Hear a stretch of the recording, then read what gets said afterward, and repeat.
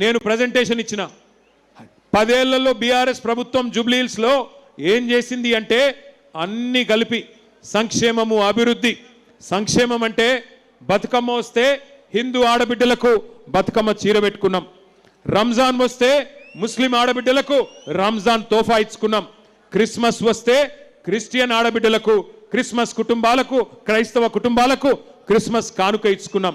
అట్లా కడుపులో పెట్టుకొని గరీబులను బ్రహ్మాండంగా చూసుకున్నాం. పెద్దవాళ్ళు పేదవాళ్ళు అనే తేడా లేకుండా హైదరాబాద్ని ఒక ఎకనామిక్ ఇంజన్గా పెంచుకున్నాం. మరి 2 ఏళ్ళైంది కాంగ్రెస్ ప్రభుత్వం వచ్చి. మీరు ఆలోచించాలని చెప్పి నేను కోరుతా ఉన్నా. దయచేసి ఆలోచించండి.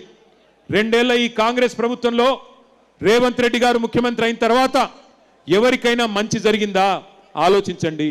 ఎన్ని మాటలు చెప్పి అరిచేతిలో వైకుంఠం చూపెట్టి ఎన్ని దొంగ హామీలు ఇచ్చి అడ్డగోలు మాటలు చెప్పి గద్దెకెక్కినరో ఒక్కసారి ఆలోచించండి. ఎన్ని హామీలు, ఎంతమందిని మోసాలు, ఎంతమందిని బుకాయించే ప్రయత్నం చేసినారో ఒక్కసారి వారి మాటల్లోనే మీరు వినండి అని చెప్పి నేను కోరుతా ఉన్నా. రేవంత్ రెడ్డి గారు వీడియో పెట్టమ్మా. ఈ గ్యారంటీ పత్రం మీకు ఇస్తారు, ఇది దాచి పెట్టండి. పోలింగ్ బూతుల ఓటు వేయడానికి పోయినప్పుడు దీనికి దండం పెట్టండి, పూజ చేయండి. దేవుడా మా కష్టాలు తీరాలి, ఇందిరమ్మ రాజ్యంలో ఈ 6 గ్యారంటీలు అమలు కావాలి అని మనం దేవుడిని మొక్కుకొని దీనికి పూజ చేసి డిసెంబర్ 9, 2023 ఉదయం 10:30 గంటలకు ఇందిరమ్మ రాజ్యం 6 గ్యారంటీల మీద తొలి సంతకం పెడుతుంది. 100 రోజుల్లో ఈ పథకాలను అమలు చేస్తా. మీ ఇంటికి తీసుకొని వచ్చి మీ ఇంట్లో వివరాలు రాసుకొని ఈ కార్డు మీ ఇంట్లో ఇచ్చి రావటం జరుగుతుంది. ప్రతి ఇంటికి ప్రతి కాంగ్రెస్ కార్యకర్త వచ్చి ఈ కార్డు ఇస్తాడు. దయచేసి నేను ప్రజలందరికీ విజ్ఞప్తి చేసేది ఏంటంటే ఈ కార్డు చాలా అత్యంత విలువైనది. ఈ గ్యారంటీ కార్డుని అత్యంత భద్రంగా భద్రపరచుకోండి. 3 నెలలు జాగ్రత్తగా దీన్ని కాపాడుకోండి. మా ప్రభుత్వం రాగానే మీరు ఈ గ్యారంటీ కార్డు తీసుకొని రాగానే అందరికీ 100 రోజుల్లో దీన్ని అమలు చేసేటువంటి కార్యక్రమం చేయబోతా ఉన్నాం. విన్నారా ఏం చెప్పినరో? 6 గ్యారంటీలు అని చెప్పిండ్రు. 6 గ్యారంటీలు యాదుకున్నాయా? పెద్ద మనుషులకు ఏం చెప్పిండ్రు? పెద్ద మనుషులకు కేసీఆర్ గారు 2000 పెన్షన్ ఇస్తే నేను 4000 ఇస్తా అని చెప్పిండు. వచ్చిందా 4000 పెన్షను? కొద్ది గట్టిగా చెప్పాలా, వచ్చిందా లేదా? ఆ వెనకాల ఉన్న వాళ్ళు చెప్పట్లేదు. పెన్షన్ వస్తుందా? भाइयों बहनों वजीफा मिल रहा क्या? आसरा पेंशन 4000 आपको मिल रहा क्या? మహిళలకు చెప్పినారు 2,500 ఇస్తా నేను నెలకి. ప్రతి మహిళకి 18 ఏళ్ళు నిండిన ఆడబిడ్డకి నెలకు 2,500 ఇస్తా అని చెప్పిండు. వచ్చిందా ఒక్క ఆడబిడ్డ కన్నా? వచ్చిందా? కొద్ది గట్టిగా చెప్పాలా, వచ్చిందా రాలేదా? ఒక్కరికన్నా వచ్చిందా? అత్తకు 4,000, కోడలకు 2,500 అన్నాడా? ఇక 2,500 ఇస్తలేడు కానీ 1,000,000 మందిని కోటీశ్వర్లను చేస్తాడట. 1,000,000 మందిని కోటీశ్వర్లు. ఏది ఆడపిల్లల్ని? ఎవరన్నా ఇక్కడ కోటీశ్వర్లు అయిన వాళ్ళు ఉన్నారా ఆడబిడ్డలు? రేవంత్ రెడ్డి గారి ప్రభుత్వం వచ్చినాక చెల్లె నీకు కోటీశ్వర్లు అయిపోయినావా? అయిపోయిందా? ఇంకొక మాట చెప్పిండు, వికలాంగులుంటే 6,000 రూపాయలు ఇస్తా. కేసీఆర్ గారు 4,000 రూపాయల పెన్షన్ ఇస్తున్నారు, నేను 6,000 రూపాయలు ఇస్తా. ఇవన్నీ ఇటు సూర్యుడు అటు పొడిచినా నేను 100 రోజుల్లోనే 100 రోజుల్లోనే 6 గ్యారంటీలు అమలు చేస్తా అని చెప్పి ఆ దానవీర శూరకర్ణ సినిమాలో దుర్యోధన లెవెల్లో డైలాగులు కొట్టిండు.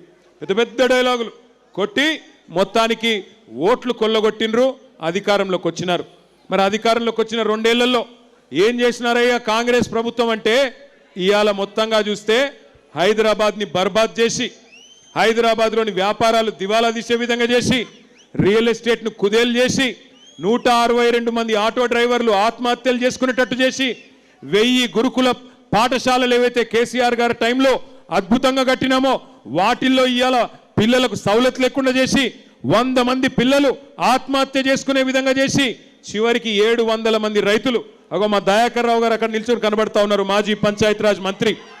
మొన్ననే పాలకుర్తిలో రైతులు ఆత్మహత్య చేసుకుంటే దయన్న పోయి వాళ్ళని దగ్గర తీసుకొని భయపడకండి అని ధైర్యం చెప్పి ఇవాళ బీఆర్ఎస్ పార్టీ నాయకులు ఎక్కడికక్కడ తనలాడుతూ ఉన్నారు.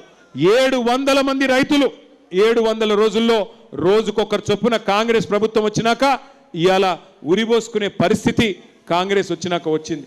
ఈ ఎన్నిక దయచేసి మిమ్మల్ని అందరినీ కోరేది, ఈ ఎన్నిక జరుగుతున్నది మాగంటి సునీత గారికి, అదేవిధంగా ఇక్కడ నిలబడ్డ అభ్యర్థులకు మాత్రమే కాదు, ఈ ఎన్నిక జరుగుతున్నది 6 గ్యారెంటీలు అమలు చేస్తామని చెప్పి ఎగ్గొట్టిన పార్టీకి 6 గ్యారెంటీలు ఇయ్యాలే, పేదవాళ్ళను బాగా చూసుకోవాలి అని మీకోసం గల్లాబట్టి కొట్లాడుతున్న బీఆర్ఎస్ పార్టీకి మధ్యన జరుగుతున్న ఎన్నిక ఇది ఆషామాషి ఎన్నిక కాదు.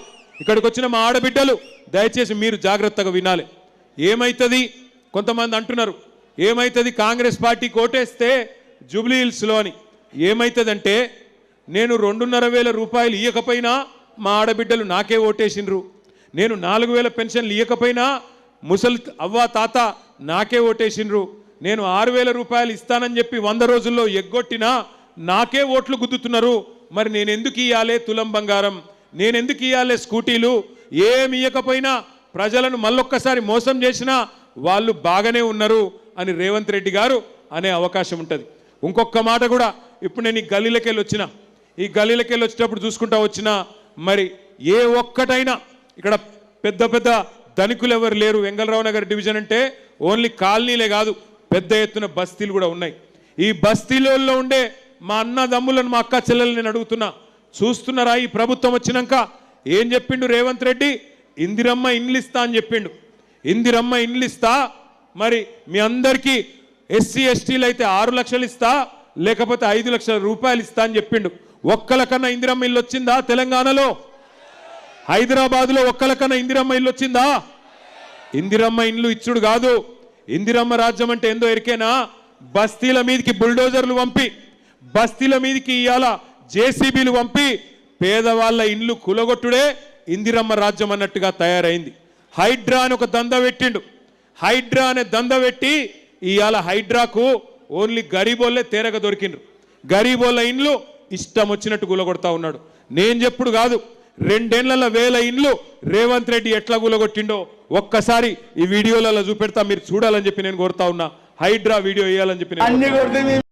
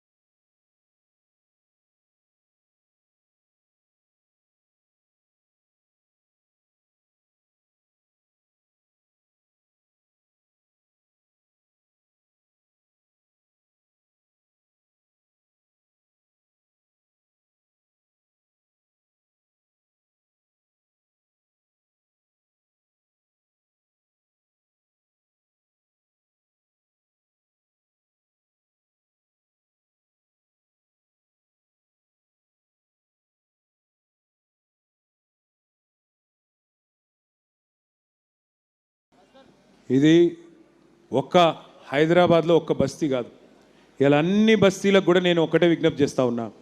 ఈ అరాచకం, ఈ హైడ్రా అరాచకం ఆగాలంటే, ఈ దుర్మార్గం ఆగాలంటే, బుల్డోజర్ మీ ఇంటికి రావద్దంటే మీరు 11 తారీఖు నాడు కాంగ్రెస్ను పచ్చడి చేస్తేనే ఈ దుర్మార్గం ఆగుతుంది. నేను దుర్మార్గం అని ఉత్తగానే అంటలేను, నేను దుర్మార్గం అని నాకేదో బాధ అయ్యి అంటలేను.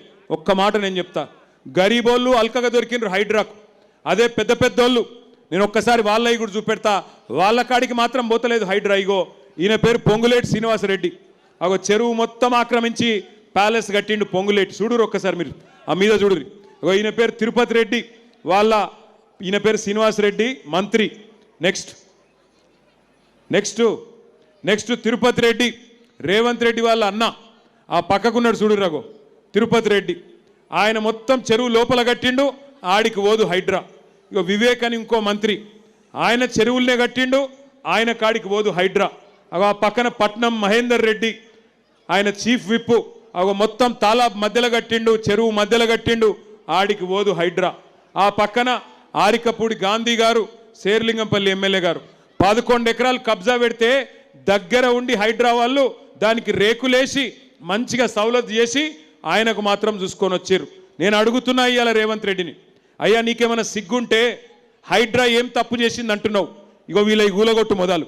నీకు సిగ్గుంటే, నీ ప్రభుత్వానికి ఇజ్జతుంటే ముందు ఈ దుర్మార్గుల ఈ గూలగొట్టు, ఆ తర్వాత గరీబుల మీదకి రా. హైదరాబాద్లో గరీబోడు తేరగా దొరికిండు, బలిసినోడు మాత్రం నీకు కళ్ళబడతలేడా? ఇంత దుర్మార్గం జరుగుతుంటే, ఇంత కిరాతకం నీ హైడ్రా చేస్తుంటే ఏం తప్పు చేసింది హైడ్రా అని అడుగుతావా?